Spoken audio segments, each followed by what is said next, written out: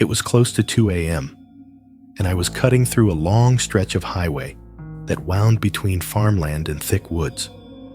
The road was empty for miles, the kind where you start to wonder if you're the last person left awake in the world. My headlights caught a beat-up sedan, pulled onto the shoulder, its trunk propped open. A red gas can sat neatly beside it, like it had been placed there on purpose. A man stood by the hood. He waved once as I approached, not frantic, not grateful, just a slow, casual wave. Against my better judgment, I eased onto the shoulder and rolled down the passenger window. "Everything okay?" I called out. He smiled faintly and said, "Ran out of gas. Could you give me a ride to the next station?" I nodded toward the can by his car. "You already have gas. Why not use it?" For the first time, his expression flickered. He glanced at the can, then back at me, as if I wasn't supposed to ask that question. That's when I noticed the dirt around his car. The headlights lit up the gravel, and I could see footprints, not just one person's, multiple sets. They circled the car, overlapping each other, leading off into the grass on both sides of the road. A chill worked its way down my spine. The man must have sensed my hesitation because he stepped closer, his tone tightening. "Come on, it's just a short ride," he said, more insistent this time. Everything inside me screamed to leave. The night was dead quiet. No cars coming in either direction, no lights beyond my beams. Just me, him, and whatever else might be waiting in the dark. I shifted the car back into drive. "Sorry," I muttered, avoiding his eyes. My tires kicked up gravel as I sped off. In my rearview mirror, I caught one last glimpse of him standing by his car, no longer smiling. For just a split second, I thought I saw movement in the tall grass nearby, shadows crouching low, watching.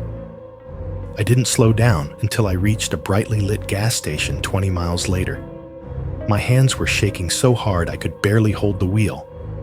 If I hadn't noticed those extra footprints, if I'd stepped out of the car, I'm certain I wouldn't be alive today. I was driving home from a late shift, taking the back roads like I always did. It was close to midnight, and the stretch of highway was completely empty. Just me, my headlights, and the low hum of the engine.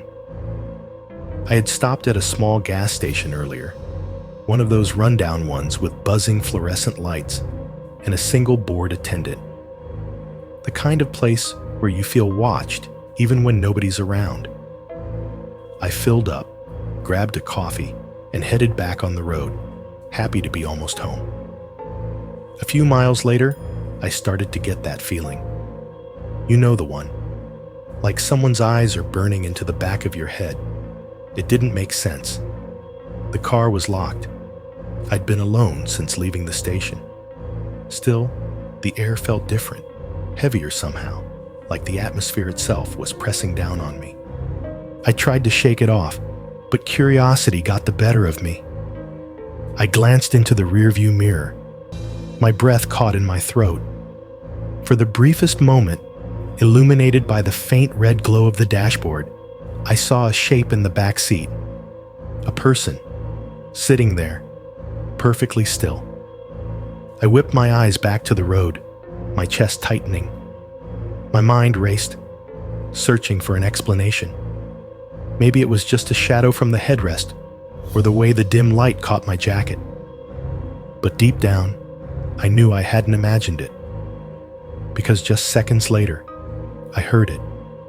The slow, deliberate sound of someone inhaling, as if they were trying not to be heard. My hands were shaking on the steering wheel.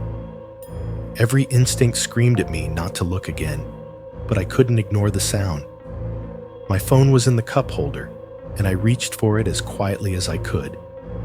I didn't even know what I would say to 911, but before I could dial, I made a decision.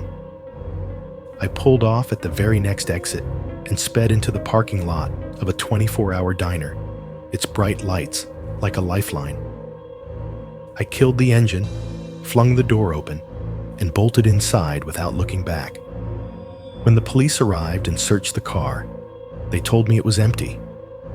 No one hiding under the seats, no forced entry, no evidence at all.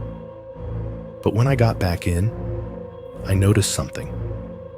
The rearview mirror had been tilted downward, angled perfectly toward the back seat. I hadn't touched it.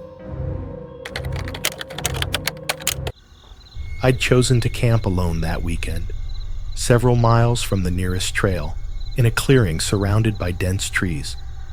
By nightfall, the forest was quiet except for the hum of crickets and the occasional creak of branches shifting in the breeze. After cooking dinner and reading by lantern light, I zipped myself into the tent and drifted off. Sometime after midnight, a sound pulled me awake. At first, I brushed it off as an animal nosing around my campsite, but then I heard it again. 3 slow, intentional taps against the side of the tent, right next to where I was lying. My pulse quickened. The forest outside was unusually silent, as if waiting for something to happen. I told myself it could be nothing, but I reached for my flashlight anyway, careful not to make too much noise. I flicked it on, casting a weak glow against the thin nylon walls. Nothing moved. Then the knocking returned, but not in the same spot. It shifted, moving along the sides, followed by another series of taps from the opposite wall. Within seconds, it was everywhere. Dozens of soft knocks, spaced apart, circling me. I sat rigid, gripping the flashlight like a weapon, and then I saw them, shapes pushing against the fabric, outlines of hands, fingers splayed wide, pressing just hard enough to stretch the material. They appeared one after another, surrounding the tent. None of them scratched or tore. They just lingered, almost curious, before pulling back.